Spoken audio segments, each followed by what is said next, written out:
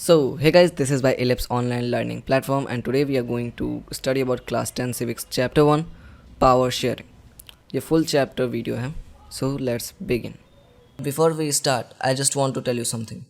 Why Ellipse is one-stop solution for Class 10th students. First, it gives you interactive videos. Second, all the things you just see on screen is a note point, so you can write it as a notes.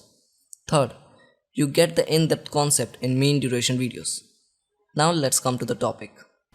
तो यार इस chapter में हम पढ़ने वाले हैं power sharing के बारे में. क्या आपको पता है पावर शेयरिंग क्या होती है? जस्ट भी लाइक देखो, एक सिंगल पर्सन के पास फुल पावर होती है और वो डिफरेंट कंडीशंस और सिचुएशंस के अकॉर्डिंग डिफरेंट जगह पे वो अपने पावर को डाइल्यूट कर देता है.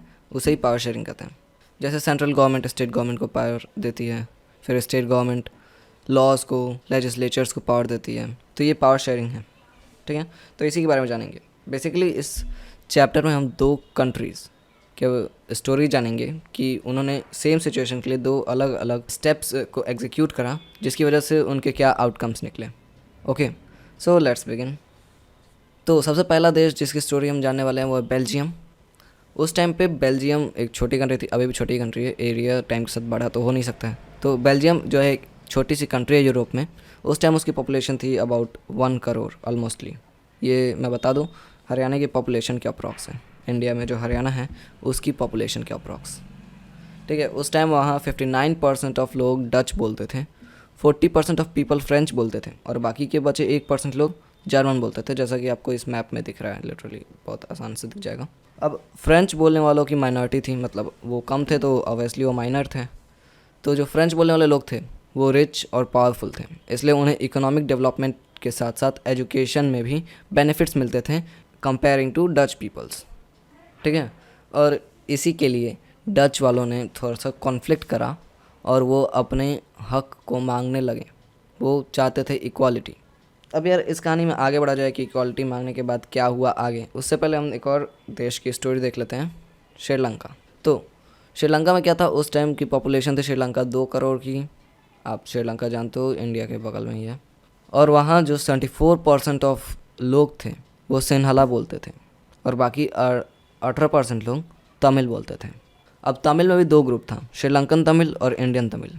अब क्योंकि सिन्हाला जो थे वो मेजॉरिटी में थे, इसलिए वो उस कंट्री को डोमिनेट कर रहे थे और सारी जो बेनिफिट्स है उसे आराम से एंजॉय कर रहे थे और जो माइनर्स थे उनका ध्यान रखे बिना. और इसीलिए जो माइनर्स थे उन्होंने भी वही अपोज़ किया कि वो भी इक्वालिटी चाहते थे. ठीक है, अब देखते हैं यार कि बेल्जियम में हुआ क्या जब डच के ने इक्वालिटी मांगी अबाउट फ्रांस. क्योंकि देखो फ्रांस क्या कर रहा था, फ्रांस माइनर भले ही था लेकिन रिच और पावरफुल था, इसलिए उसे सारे बेनिफिट्स मिल रहे थे rather than majority of people Dutch. Okay, लेकिन श्रीलंका में क्या था, सिन्हाला मेजॉरिटी थी, इसलिए उसे सारे बेनिफिट मिल रहे थे, माइनॉरिटीज़ को पे ध्यान नहीं दिया जा रहा था. ठीक है, तो चलो फिर बेल्जियम की स्टोरीज़ पे आते हैं. 1970 से 1993 के बीच बेल्जियम लीडर्स जो थे उन्होंने काफ़ी बार अपने कॉन्स्टिट्यूशंस को चेंज करा. ठीक है, डिफरेंट सिचुएशंस के अकॉर्डिंग, ताकि सब में इक्वालिटी बनी रहे. बेल्जियम मॉडल क्या था, जो आखिरी में जो बेल्जियम मॉडल बना वो क्या था कि the constitution prescribe that the number of Dutch and French speaking minister shawl B equal in the central government. अब जो गवर्नमेंट थी, सेंट्रल गवर्नमेंट थी, उसमें जितने डच बोलने वाले लोग थे उतने ही फ्रेंच बोलने वाले लोग होंगे. मतलब number of minister of speaking Dutch is equals to number of member of speaking French, ताकि जब भी कोई लॉ पास हो तो दोनों में से कोई भी कम्युनिटी अपोज ना कर सके, क्योंकि दोनों ही भाषा बोलने वाले स्पीकर्स दोनों ही भाषा बोलने वाले मिनिस्टर्स उस असेंबली का हिस्सा थे और उन्होंने भी ये लॉ पास कराया. दूसरा क्या था, the state government are not subordinated to the central government. इसका मतलब क्या कि वो जो स्टेट गवर्नमेंट है उसे कुछ भी लॉ पास करने के लिए अपने एक स्पेसिफिक स्टेट में सेंट्रल गवर्नमेंट की ज़रूरत नहीं पड़ती थी, क्योंकि हर जगह जो फ्रेंच बोलने वाले और डच बोलने वाले स्पीकर्स थे, इसलिए वो अपने अकॉर्डिंग, अपने स्टेट के अकॉर्डिंग पास कर सकते थे रूल्स. ठीक है, तीसरा, Brussels has separate government in which both communities have equal representation. Brussel क्या था, ब्रुसल बेल्जियम का कैपिटल था. ठीक है, और वहाँ एक अलग ही गवर्नमेंट चलती थी और उस गवर्नमेंट में दोनों कम्युनिटीज़ के, मतलब फ्रेंच बोलने वाले की एक कम्युनिटी और डच बोलने वाली कम्युनिटी, दोनों के बराबर मिनिस्टर वहाँ भी थे. ठीक है, चौथा, there is third kind of government, this community government is elected by people belonging to one language community, Dutch, French and German speaking.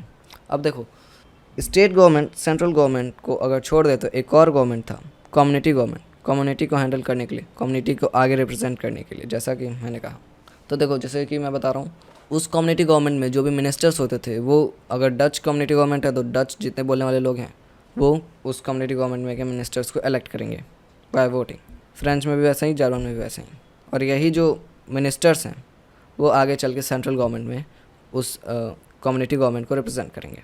ठीक है, आई नो ये बेल्जियम का जो मॉडल था काफ़ी ही कॉम्प्लिकेटेड था, बट स्टिल इस मॉडल की वजह से, बार बार चेंजेस की वजह से बहुत बड़ा कोलैटरल डैमेज होने से बच गया। अगर वही हम श्रीलंका को देखें तो देखते हैं श्रीलंका में क्या हुआ। अब श्रीलंका में क्या था, उन्होंने एक ऐसा लॉ बनाया जिससे खाली सिन्हला को फ़ायदा हो रहा था। सारे यूनिवर्सिटी पोजीशंस और गवर्नमेंट जॉब्स सिन्हला को मिल रहे थे, और तमिल्स, श्रीलंकन तमिल्स या इंडियन तमिल्स को कोई इज्जत ही नहीं थी।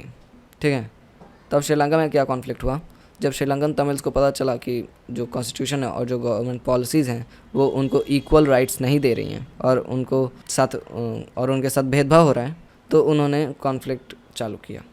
ओके, श्रीलंकन तमिल्स ने पार्टीज़ लॉन्च करी, स्ट्रगल्स किए, और तमिल को ऑफिशियल लैंग्वेज बनाने के लिए उन्होंने ये सब करा था। वो चाहते थे equality in opportunity of securing education and jobs. वो जॉब में सिक्योरिटी चाहते थे, अपनी एजुकेशन चाहते थे, वो इक्वालिटी चाहते थे उस देश में। ठीक है, तीसरा point, the distrust between two communities turn into wide spread conflict. अब देखो, जो भी ये चाहते थे श्रीलंकन, वो सिन्हला मेजॉरिटी होने की वजह से, उनको लगता था मेजॉरिटी है, क्या ही कर लेंगे ये, तो मेजॉरिटी होने की वजह से वो उन्हें देते ही नहीं थे। सारे उनके जो डिमांड्स थे उन्हें डिनाइड कर देते थे, और इसी की वजह से वहाँ सिविल वॉर हुआ, जिसकी वजह से दोनों कम्युनिटी से लाखों लोग मर गए। लाखों तो नहीं, दोनों कम्युनिटी से हज़ारों लोग मर गए, काफ़ी लोगों को घर छोड़ के जाना पड़ा। तो देखो यार, पावर शेयरिंग का यही रूल है। चलो देखते हैं इस चैप्टर से हमने क्या सीखा।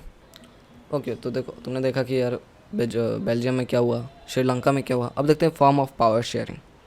तो in modern democracy power sharing can take many forms as mention below. Power sharing बहुत जगह शेयर हो सकता है, जैसे अलग अलग गवर्नमेंट के क्षेत्रों में, जैसे लेजिस्लेचर, एग्जीक्यूटिव, जुडिशरी। जुडिशरी में क्या होता है, लॉ, कोर्ट, ऐसे जो न्याय करते हैं। सेकंड पॉइंट, डिफरेंट लेवल्स पे भी शेयर हो सकता है, जैसे government level, central level, state levels. तीसरा, पावर में also shared among different social groups such as community government. अब यहाँ भी कम्युनिटी गवर्नमेंट है, छोटे छोटे लोकल और हायर स्केल पे कम्युनिटी गवर्नमेंट यहाँ भी है। जो चौथा पॉइंट था, power sharing arrangements can also be seen in the way of political parties, pressure groups and movement such as coalition government. अब कोलिशन गवर्नमेंट क्या होता है, कोलिशन गवर्नमेंट जैसे दो पार्टीज़, अगर मान लो वोट होता है और किसी को मेजॉरिटी नहीं मिलती है, तो दो पार्टीज़ एक साथ अपने वोट्स को अपने ऐड करके मेजॉरिटी बना लेती हैं और उसे ही कोलिशन गवर्नमेंट का। आजकल के मॉडर्न डेमोक्रेसी में बहुत ज़्यादा ये देखा जा रहा है, बहुत सारे स्टेट्स में जब वोट होते हैं तो वो पार्टीज़ नहीं बनती, या नेशनल लेवल पे भी बहुत सारे जो पार्टीज़ हैं वो मेजॉरिटी गेन नहीं कर पाती हैं, इसलिए वो कोलिशन गवर्नमेंट को अपनाती हैं। So that's it for today, hope you like this video and subscribe if you want to just complete the whole syllabus for class 10th. That's it, bye.